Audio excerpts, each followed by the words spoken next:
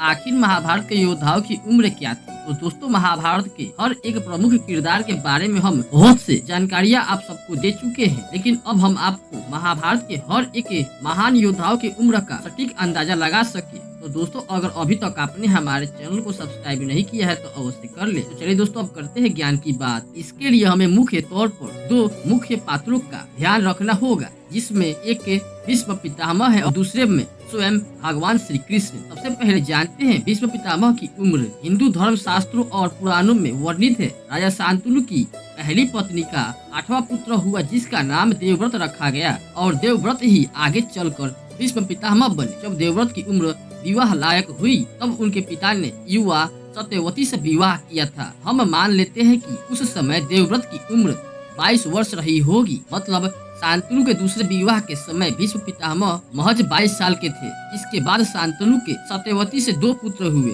चित्रागत और विचित्रवीर। बालपन में ही राजा शांतनु का देहांत हो गया। तब भीष्म पितामह ने अपनी प्रतिज्ञा के अनुसार अपने सौतेले भाई चित्रांगत को राजगद्दी पर बिठाकर शासन किया और जब चित्रांगत बड़ा हुआ तो उसे ही राज्यभार सौंप दिया गया। उस वक्त निश्चित ही चित्रागत की उम्र 20 वर्ष रही होगी। आंकड़ों को सही से देखा जाए तो चित्रागत के जन्म से पूर्व भीष्म की आयु 20 वर्ष की थी। इस हिसाब से बड़े होने पर भीष्म की आयु संभवतः 42 वर्ष रही होगी। चित्रागत के राज्यगद्दी पर बैठने के बाद उसने लगभग 8 वर्षों तक शासन किया, परंतु गंधर्व राज्य के साथ हुए युद्ध में वो मारा गया। मतलब 42 में 8 वर्ष और जोड़ दिया जाए तो उस समय भीष्म की आयु 50 वर्ष की आसपास रही होगी। चित्रागत के बाद भीष्म ने विचित्रवीर्य को गद्दी पर बैठाया, जो इस भार को संभालने लायक नहीं था और वो योयन दशा को भी प्राप्त नहीं हुआ था। इसीलिए लगभग 5 वर्ष के बाद विचित्रवीर्य के जवान होने पर उसका विवाह काशी राज्य की 2 पुत्रियां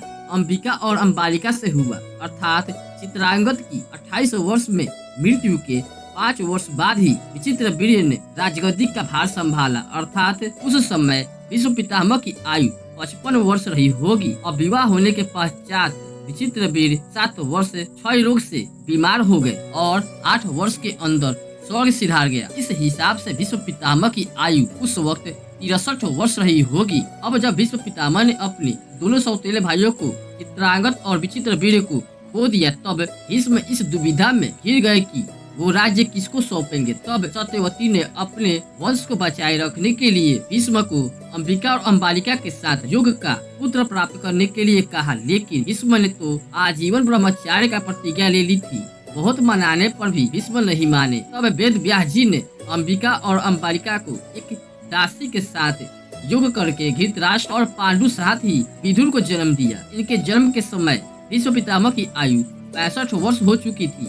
कहते हैं जब उस समय सत्यवती ने राजा शांतनु से विवाह किया था। इस अनुमान से अंबिका और अंबालिका के साथ योग के समय वेद व्यास जी की आयु लगभग 50 वर्ष के करीब रही होगी। आगे बढ़ते हुए जब धृतराष्ट्र को अंधे होने के कारण राजा के लिए योग ठहराए गए और पांडु के युवा होते ही पांडु को राज्य मिल गया, उस समय उनकी उम्र कम से कम 18 वर्ष रही होगी। इसलिए पांडु के राज्याभिषेक के समय भीष्म की आयु 83 वर्ष रही होगी। इस दौरान पांडु ने लगभग 10 से 12 वर्षों तक अच्छे से राज्य किया, जिसके पश्चात उनको क्षय रोग हुआ और वो हिमालय की पहाड़ियों में जाकर रहने लगा। ऐसे में धृतराष्ट्र को राज्य गद्दी मिल गई। उस समय भीष्म की आयु लगभग 95 वर्ष रही होगी। इसके पश्चात 5 वर्षों की अवधि में युधिष्ठिर और दुर्योधन आदियों ने जन्म लिया। अब पांडव हो या कौरव हो, उन सभी की आयु की पहचान के लिए हमें भगवान श्री कृष्ण की सटीक आयु का वर्णन करना होगा। कहते हैं जब महाभारत का युद्ध चल रहा था, उस समय में भगवान श्री कृष्ण की आयु 84 वर्ष की थी और कहते हैं जब पांडव महाभारत का युद्ध जीत गए, तब उसके 36 वर्ष बाद स्वयं भगवान श्री कृष्ण ने अपना देह त्याग किया था, यानी कि वो 125 वर्ष तक जीवित रहे। लेकिन महाभारत की बात की जाए तो उस समय में उनकी उम्र 79 वर्ष की थी। कहते हैं अर्जुन और भगवान श्री कृष्ण एक ही उम्र दराज थे, यानी कि अर्जुन की भी 89 वर्ष रही होगी